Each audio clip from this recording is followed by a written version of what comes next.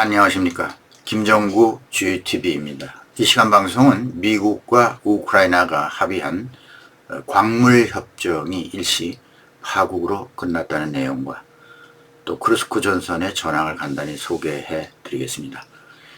2월 28일이죠. 볼로디미르 젤렌스키 우크라이나 대통령이 워싱턴을 방문했습니다. 방문 목적은 알려진 대로 미국과 광물협정, 구체적으로 설명드리면 전략적 핵심 광물에 대한 공동 투자와 개발 협정이죠. 여기에 서명하기 위해서 워싱턴으로 떠났습니다. 젤렌스키 대통령은 곧바로 트럼프 대통령의 영접을 받으며 백악관 대통령 집무실인 오벌 오피스에서 광물 협정에 관한 의견을 나누었습니다. 두 정상의 의견이 조율이 잘 되지 않았죠. 서명만 남긴 상태인데요. 젤렌스키 대통령은 광물 협정과 더불어 우크라이나 안보 관련 상황이 협정서에 당연히 들어있을 것으로 인지하고 떠나는데, 젤렌스키 대통령은 한마디로 전후 우크라이나의 안보에 미국의 확실한 보증을 요구했습니다. 지난 12일 키우를 방문했던 미 재무부 장관 스콧 베센트 장관이 광물 협정 그 자체가 종전 후에 우크라이나의 안보 보호막이 될 것이다, 이렇게 밝혔습니다. 그런데 미국의 입장이었죠.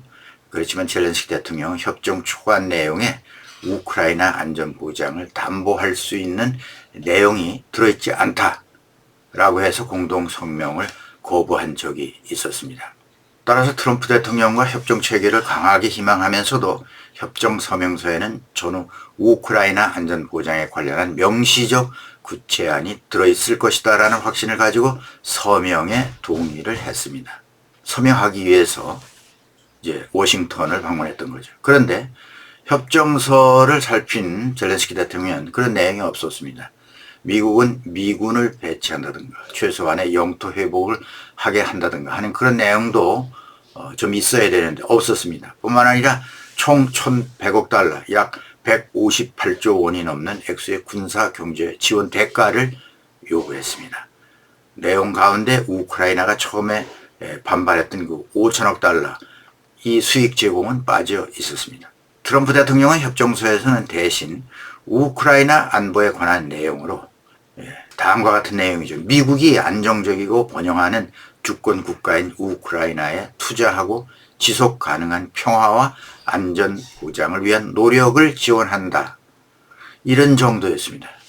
젤렌스키 대통령으로서는 이런 정도 가지고는 안 된다는 겁니다. 명시적인 조항이 들어가야 된다고 하는 것이죠. 결국 논쟁 끝에 고성 섞인 언쟁이 계속됐고 결국 양자 간에 첨예한 인식차만 드러내고 중간에 끝나버렸죠. 젤렌스키 대통령은 우크라이나 병사들이 러시아와 싸우는 모습, 눈앞에서 일어나는 처절한 참상을 보고 있는 젤렌스키 대통령과 여기에 비해서 우크라이나를 지원하고 있지만 전쟁을 조기에 끝내야 한다는 종전과 미국의 이익을 우선하는 듯한 트럼프 대통령, 두 사람의 간격을 첨예하게 드러내는 회담이었습니다. 이런 거리감을 조기에 봉합하기에는 어렵다는 관측이 나왔습니다. 트럼프, 젤렌스키 두 정상의 의견 충돌은 감정이 격화되는 양상으로까지 가면서 트럼프 대통령은 회담을 중단했습니다. 젤렌스키 대통령의 입장에서는 과거 부다페스트 각서와 민스크 협약에서 강대국들이 약속을 했지만 지키지 않았던 지난날의 사례가 기억 속에 생생히 남아 있을 겁니다. 확실한 보장이 아니면 안 된다는 그런 의지가 있었죠. 서방 세계와 우크라이나 시민들도 젤렌스키 대통령을 두둔하는 입장이었습니다. 중재자인 트럼프 대통령은 러시아를 의식하지 않을 수가 없습니다. 광물협정에 군대를 주둔하겠다, 이런 말을 못하죠. 그의 성향으로 봐서. 그는 지금 러시아와 우크라이나 전쟁을 중간에서 중재하는 그런 중재자의 입장에 서 있습니다. 그런데 그의 성향으로 봐서 뭔가 이 우크라이나에 대한 채찍이 돌아가겠죠. 이와 관련해서 워싱턴 포스트가 즉각 트럼프 행정부가 현재 진행하고 있는 우크라이나로 가는 모든 군사 지원 물자 수송을 중단하는 방안을 검토하고 있다고 이렇게 행정부 고위 당국자를 인용해서 보도했습니다. 또 국무장관 마코 루비오는 젤렌스키의 이런 무례함에 사과할 것을 요구했습니다. 트럼프 대통령도 합의를 하지 않겠다면 혼자 싸워라, 손을 떼겠다, 이런 말을 했다고 전했습니다. 러시아는 트럼프 편을 들면서 젤렌스키 비판에 목소리를 높였죠.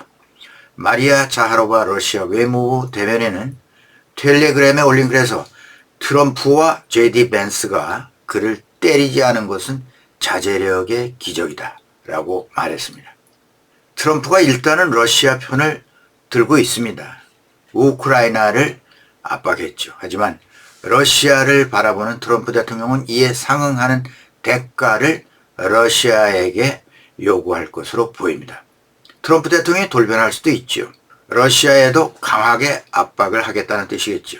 내가 이렇게 어렵사리 종전협상에 애쓰고 있는데 러시아 너희들도 미국 중재에 협력하라. 그렇지 않으면 종전협상에서 전적으로 너희들에게 유리하다고만 할 수 없다. 그렇게 생각한다면 오산이다. 이런 신호를 이번 일을 통해서 협상에 적용할 것으로 전망이 됩니다. 네, 다음은 우크라이나 전선 이야기입니다. 현재 우크라이나와 러시아 간의 쿠르스크 지역 전황은 일단 우크라이나 측에 불리하게 전개되고 있습니다. 2024년 8월 우크라이나군은 러시아 영토인 쿠르스크 지역을 기습 점령해서 약 1150평방킬로미터의 영토를 확보했습니다. 이후 러시아군의 반격으로 점령 지역의 절반 이상을 다시 내준 것으로 알려졌습니다. 점령지가 쪼그라들었다는 얘기죠. 특히 러시아는 쿠르스크 탈환을 위해서 북한군 약 1만 2천 명을 포함한 총 5만 명의 병력을 투입하였으며 이로 인해서 우크라이나군이 고전하고 있죠. 몇 달 내에 아마 쿠르스크 지역을 완전히 상실할 수도 있다는 전망도 나오고 있습니다. 우크라이나군은 쿠르스크 지역에서 드론과 미사일을 활용한 공격을 지속하고 있으나 러시아 방공망의 유격도 만만치 않은 상황입니다. 그리고 우크라이나군의 병력 부족이 전선 유지에 상당한 어려움을 가져오고 있죠. 즉 쿠르스크 사수에 부담이 되는 겁니다. 하지만 우크라이나 정부는 지금 전투 부대들이 러시아군의 지속적인 타격을 가하고 있다. 이렇게 밝히고 있습니다. 최근 쿠르스크 지역에 투입된 북한 병사들이 보급이 끊긴 상태로 우크라이나군에 포위되어서 극한 상황에 처해 있다고 밝혀졌습니다. 러시아군이 며칠 전이죠. 고립된 이들을 구하고자 니콜스케 마을에 물자를 보급하려고 하다가 우크라이나군의 저지로 실패했다고 합니다.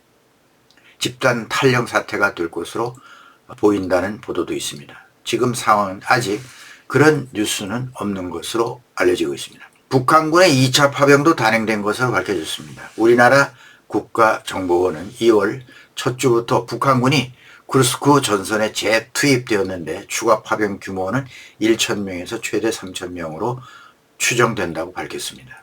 이전에 파병된 북한군 병력 가운데 약 4,000명의 사상자가 발생했죠. 이후 전력을 보강하기 위한 것으로 분석이 되는데요. 북한군은 전사자 시신을 본국으로 송환하기를 꺼리죠. 현지에서 적당히 처리하려고 한다는 끔찍한 소식도 전해졌습니다. 우크라이나 측은 북한군 병력 약 2,000명이 추가로 투입되었다고 파악하고 있습니다.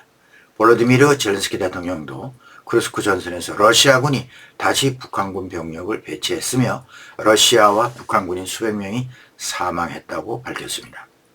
네, 전쟁이 하루속히 종결되기를 바라는 마음입니다. 휴전이든 정전이든 일단 포성이 먹고 우크라이나, 러시아 모두 평화가 찾아오는 날을 기대해 봅니다. 오늘은 여기까지입니다. 김정구 GTV였습니다.